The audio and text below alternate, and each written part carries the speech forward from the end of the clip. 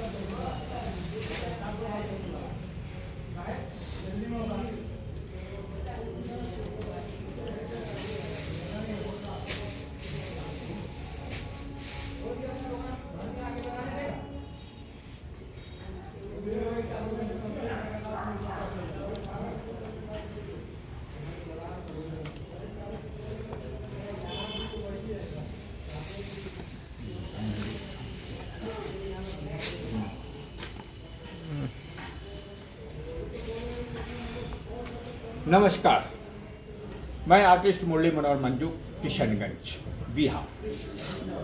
जैसा कि आप लोग जानते हैं कि हम एक कलाकार हैं और कूड़े कचरे कबाड़ और बेकार की चीज़ों से हम कलात्मक कलाकृतियाँ बनाते हैं। और इसी सिलसिले में आज अपनी सफ़रनामा को शुरुआत जो किए, आज आप पहुँचे हैं एक मूर्तिकार के पास जो कि मूर्तियां बनाते हैं और आज इनके जीवनी के बारे में जानेंगे, इनके रहन सहन के बारे में जानेंगे, इनकी क्या आर्थिक समस्याएं हैं उनके बारे में जानेंगे।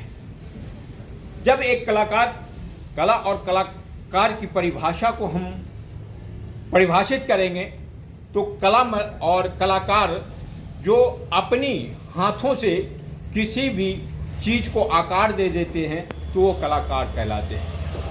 जब हम कोई भी एक अपनी कैनवास पे अपनी कुच्ची से अपनी कल्पनाओं और भावनाओं को अंकित करते हैं तो वो चित्रकार कहलाते हैं।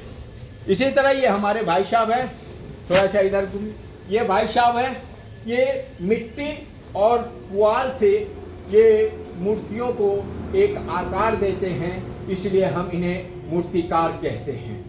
आज हम मूर्तिकारों की बात कहेंगे।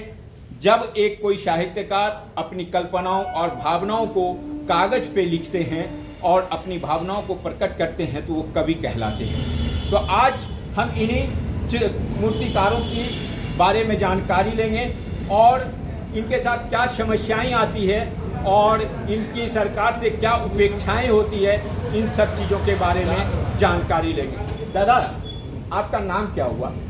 इधर देख के बताइए। दादा, नाम मेरा धर्मेंद्र मूर्तिकार हुआ। धर्मेंद्र मूर्तिकार हैं। ये हम बिहार के डे मार्केट किशनगंज जिला के आसपास ये एक ओवर ब्रिज है, इनको दिखाइए, ज़रा घुमा करके दिखाइए इनका आशियाना और ये ज़रा इनकी मूर्तियों को दिखाइए और तब इनसे हम बात करेंगे इनके मतलब ज़िंदगी के बारे में, इनके संघर्ष के बारे में, इनके ऊपर कितनी संघर्ष आती हैं, कितनी मुसीबतें आती है और ये कलाकार होके खुश हैं कि नहीं है, इनके बारे में जानकारी लेंगे।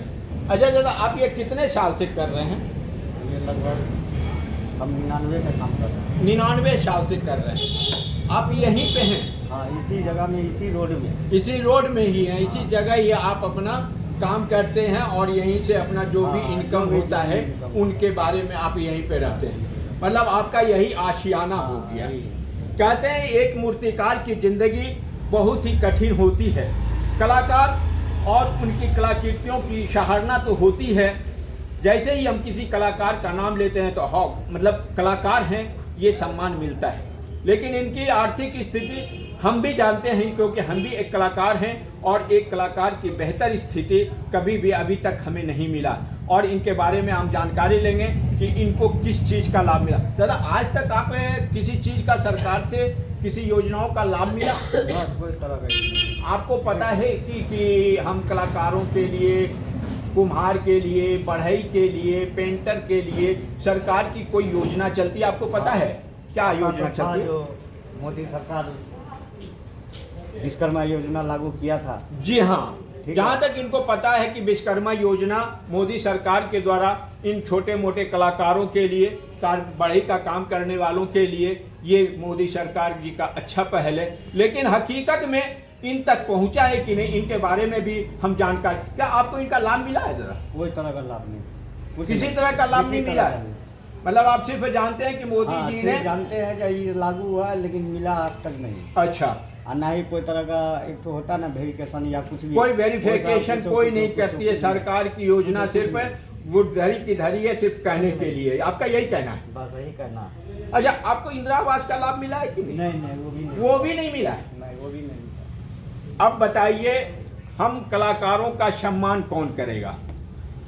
रहने के लिए, आशियानों के लिए जो सरकार प्रधानमंत्री आवास योजना है, इनका भी लाभ नहीं मिला इन्हें, और ना ही इन्हें विश्वकर्मा योजना के तहत ना ही कोई इनको लाभ मिला है। तो ऐसे में ये कलाकारों की दयनीय स्थिति, हम सरकार से यही आग्रह करेंगे कि इन छोटे कलाकारों के लिए कुछ न कुछ ये लाभ इन तक पहुँचे और ज़मीनी तौर पे पहुँचे, सिर्फ कागज में। आखिर सरकार की ये विश्वकर्मा योजना क्या किशनगंज में किसी को नहीं मिली है? मैंने इसके पहले कुम्हारों की ज़िंदगी के बारे में बताया था, वहाँ भी किसी प्रकार की योजना, ना ही इंदिरा आवास, ना ही प्रधानमंत्री आवास योजना मिली है, ना ही ये इनकी विश्वकर्मा योजना का लाभ मिला है। आखिर ये योजनाओं की राशि जाती कहाँ है, ये एक सवाल बनता है। दादा, आप ये बताइए, इनसे आप कितना कमा लेते होंगे? इनसे इतना ही कमा लेते हैं। अगर मान लीजिए अगर हम किसी के यहाँ अगर मजदूरी करते हैं जी, तो हमको उतना ही बचेगा। ठीक है, इससे अच्छा जो हम अपना ही जो बनाते हैं, जो हो रहा है, वो मजदूरी लेके बात हो ही पड़ रहा है। इसके अलावा सरकार से कोई तरह का योजना नहीं, कुछ नहीं। जी, यही है हमारी कलाकारों की स्थिति। और जहाँ तक हमें भी पता है कि हर कोई भी कलाकार, ये जैसे इस सीजन में है और सीजनेबल काम करते हैं। ये किस चीज़ की प्रतिमा बन रही है? सरस्वती माता। ये सरस्वती माँ का, इनके द्वारा बनाई गई पुतलों को सम्मान तो मिलता है, इन्हें हम धार्मिक आस्था के रूप में ले जाते हैं और ये पूजी जाती हैं, लेकिन इन कलाकारों का सम्मान आखिर कौन करेगा? सवाल किशनगंज के जिला प्रशासन से है, किशनगंज के कला संस्कृति विभाग से है, और एक सवाल कि इन इंसानों को क्या आशियानों में रहने का हक नहीं है? क्या ये रोड के किनारे ही रहेंगे हम कलाकार, जिन्हें प्रधानमंत्री आवास योजना का ये हकदार नहीं है? ये सवाल हम जिला प्रशासन से, यहाँ के विधायक से, यहाँ से के सांसद से कर रहे हैं कि इन तक सरकार की योजनाओं का लाभ पहुँचे।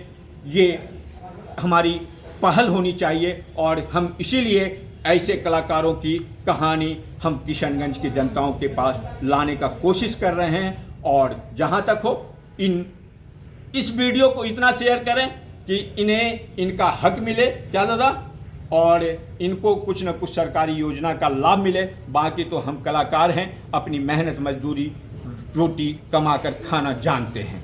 जय हिंद, जय भारत।